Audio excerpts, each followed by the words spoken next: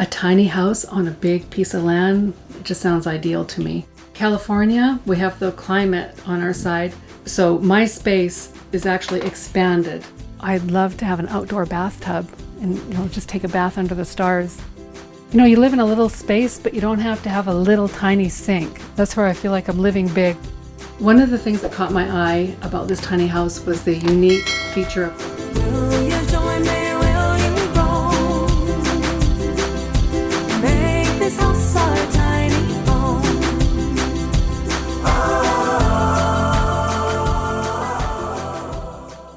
Hi, I'm Violet, and this is my tiny house, Raven's Nest.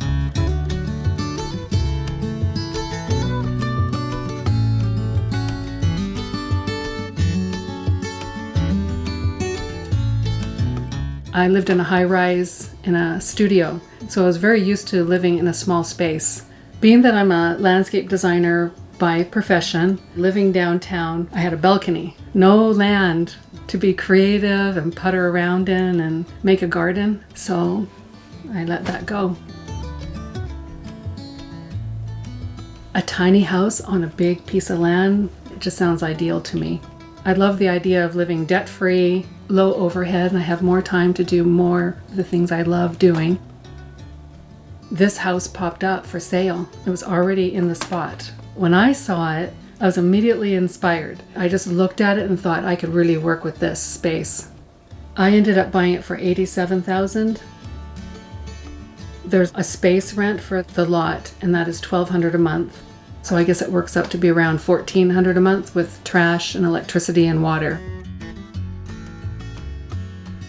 My dream came true with this tiny house. It's perfect for me and my lifestyle and the things that I like to do.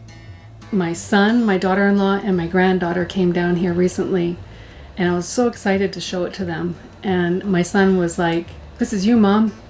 And I just love the thought of my granddaughter, who's 2.5, her thinking about her Nana living in a little tiny house with her little cat Truffle. And she comes to visit me in the tiny house in the garden. I just love that thought.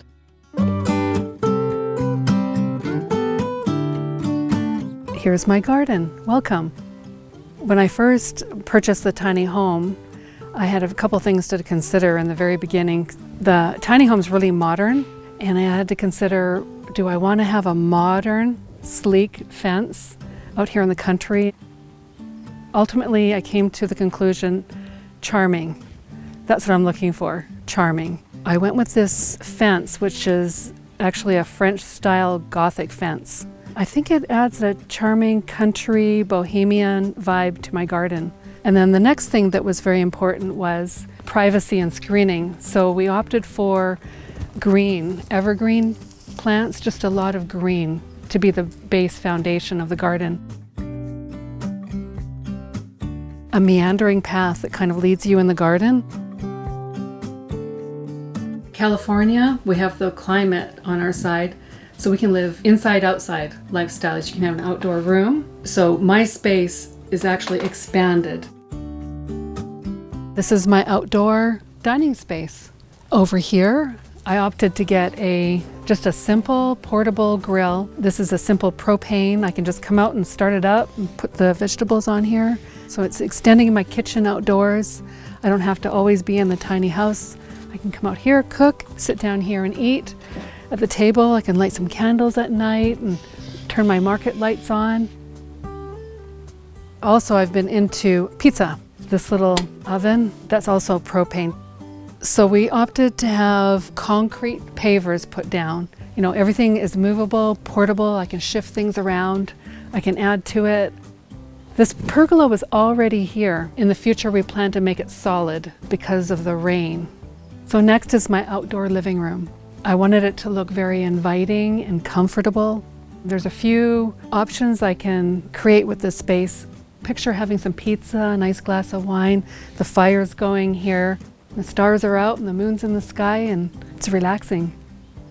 One thing about this space is that at night, there's a lot of bugs flying around. I have a movie screen that's going to be my next phase I'm going to set up.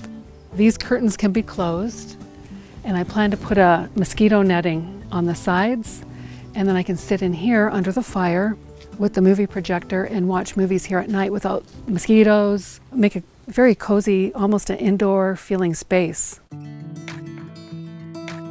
This is my outdoor bathroom. One of the things that I was really disappointed about when I started living in a tiny house is I've always loved baths. I thought I'd love to have an outdoor bathtub and just take a bath under the stars. I found this on Facebook Marketplace for $300. It's a Victorian clawfoot tub. I thought, now how am I gonna place it? And I need a fence, I need some privacy.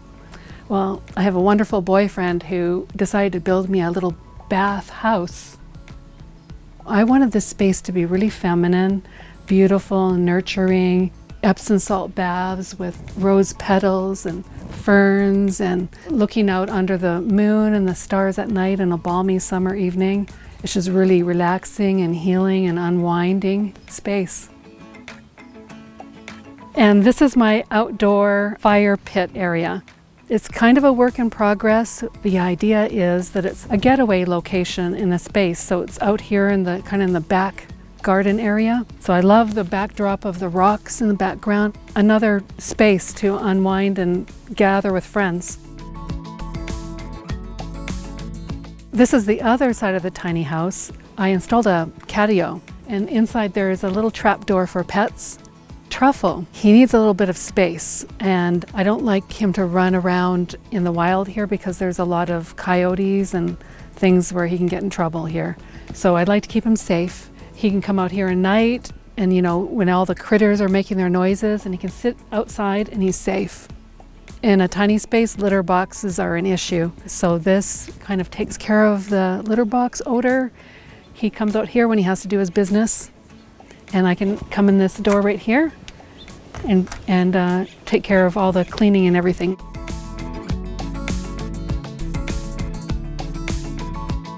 So this is the porch upon entry to the front door of the tiny house. The previous owner, I thought it was pretty ingenious that they put this pallet, these are pallet racks. Originally it was just painted white and orange. So the first thing I did when I arrived here is I painted this all black.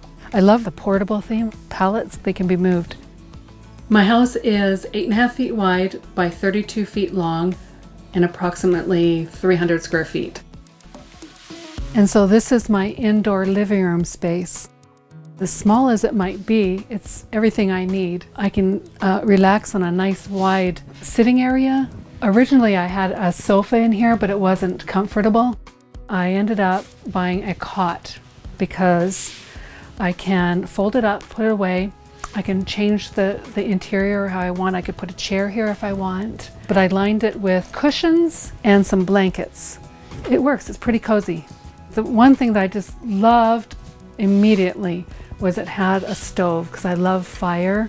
So in the winter time, it's pretty easy to start. It's wood burning and it just warms up the whole space. And when it's wet outside, I think that the heat from the stove actually dries out and helps keep any moisture down inside the tiny home. So the home came with a mini split, and it cools the place absolutely perfect.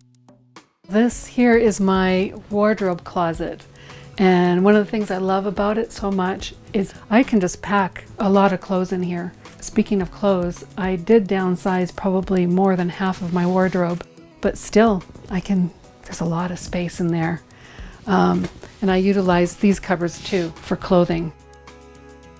Being that I have a lot of shoes like most women, where do you put them in a tiny house? It's a huge dilemma. So inside here, I put all my shoes in here, plenty of room. Again, I had to downsize those by probably half also, but it's okay. Half the stuff I have, I never used. So this is the second half of my space. When I do want to just sit at a desk and have my laptop, this is a good little space to get some work done. One of the things that caught my eye about this tiny house was the unique feature of the skylights up above. I think there's like 6 skylights, and the one in the loft actually opens, and when you're sleeping in there you can have the fresh breeze on you while you're sleeping at night, and then you can see the stars in the sky and the moon if it's out. This is something I had to have and it's an alkaline water dispenser. Alkalizing your body is important for health. It also has an acid dispenser where you can water your plants, and also you wash your vegetables off here, and it helps get rid of microbes and things. You know, you live in a little space, but you don't have to have a little tiny sink. That's where I feel like I'm living big, when I have a nice big sink. I have a few things that save space in the kitchen. I love the idea that I could hang these mason jars up and I could put spirulina, oatmeal, chamomile tea, anything that goes in a jar here, so I don't have to keep the little bags of things. Each one of these has 3 screws. And so leaning over here with my screw gun, it was kind of a pain to put these up, but I was persistent and I kept going. And this probably took me 3 different segments to accomplish this. And then it just screws in and it doesn't fall. I feel quite happy with that. So this is not an induction, it's a ceramic, which I like because it doesn't off-put radiation. It's a perfect size. And I make a lot of tea. I'm Canadian, I drink a lot of tea. I've got the big teapot and the teacups I've had for over 20 years that I brought down from Canada. I guess that's the Canadian in me.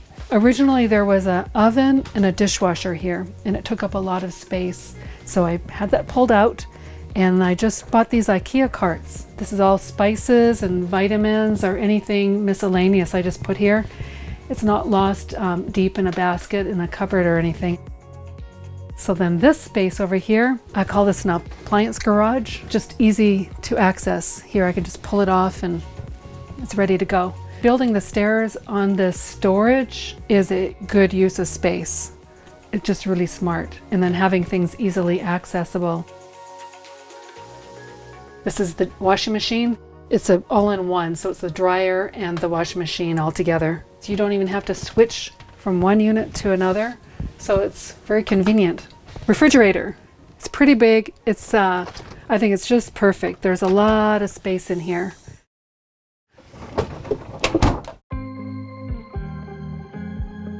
And so this is my bathroom. It's a regular toilet, not a compost, because we're hooked up on a main line here. This is the sink. It's perfect for the space. I added these little shelves, and I added even more space. So this is a little cabinet to keep jewelry and everything that I use every day. The shelf kind of tips down with a makeup light.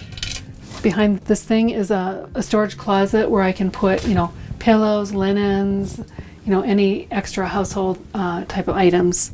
The shower is a really big shower. You can shower 2 people in here. It has a waterfall shower, and it's all tiled and plenty of space.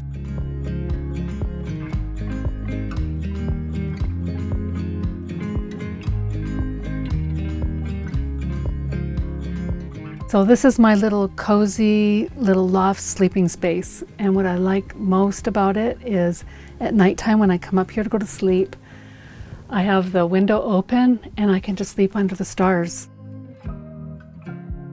The bookshelf serves as a bookshelf, plus I feel secure having it there, that maybe I won't fall. So I feel added security with having this structure here. And then this is Truffle's bed.